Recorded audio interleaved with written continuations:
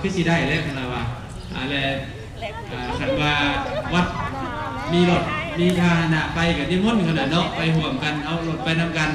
เอาพระเอาเนนไปอยากให้เป็นขบวนเนี่ยแหละขนาดอยากให้เป็นขบวนใหญ่เนี่ยเพราะว่าเหตุบุญหาประเด็นพระคุณประทานงอนนะขนาดว่าโดนเขาได้เหตุฉะนั้นแล้ววันนี้ในคำนี้ป่าสามัคคีในคำนี้ก็ถือว่ายันทานเป็นกับให้เขาว่านักแน่นแน่เลยนะแน่นแน่นอกจากนครแล้วก็สิสมทบกับบรรดาอปสเมืองกันหน่อยบรรดาอปสเมืองต่างๆใน14เมืองคราวนี้ก็จะได้ไปสมทบกันได้กันหน่อยก็จะได้ไปสมทบผ้าป่าน้ำคราวนี้ถือว่าบัดอปสแขวงคราวนี้เป็นผ้าป่าเป็นเจ้าภาพผ้าป่าน้ำกันกันหน่อยเป็นเจ้าภาพผ้าป่าน้ำกันประเด็นพระพุทธญาณเป็นว่าเฮานี่เป็นลูกศิษย์ลูกหาประเด็นพระพุทธญาณหาร้อนเนาะสัมมาเป็นพ่อเป็นแม่เป็นครูบาอาจารย์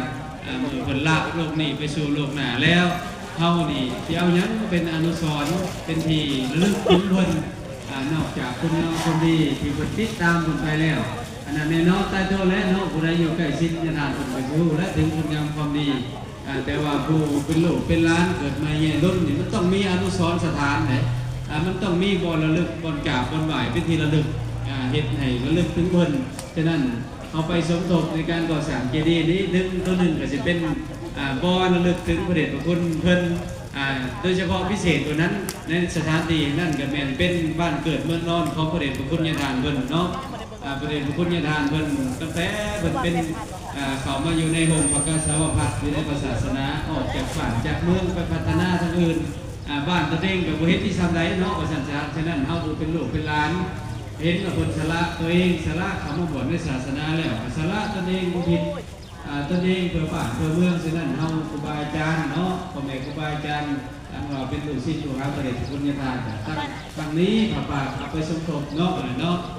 ทำจริงๆกับลูกหลานผมจะได้เฮ็ดเนาะให้ลูกหลานเขาเฮ็ดก็เฮ็ดแล้วอะไรพอดำเนินการก่อสร้างในปัจจุบันนี่มันก็ได้70-80%แล้วโครงใหญ่ๆที่ว่าได้แต่ว่าทางอปสเฮานี่เพิ่นว่ามีส่วนไหนเฮาสิช่วยได้บ่น้อยบ่หลายก็ต้องไปได้ช่วยเพิ่นว่าเนาะเอาจะขอประชาสัมพันธ์ถึงพ่อแม่ครูบาอาจารย์นั้นเรื่องไหนเด้อตลอดจะถึงของคนญาติโยมต่อไปก็ใช้ทั้งจันที่เนาะทางคณะกรรมการได้กล่าว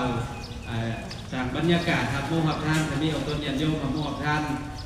นำประเด็นพระคุณญาณทานผู้ที่สมทบผ้าป่าประเด็นพระคุณญาณทานเนาะญาติโยมผู้ใดอยากมาโมมาทานก็จะเริ่มพรให้เด้อเอาไปสมทบกันในมืองานนะจะเริ่มพร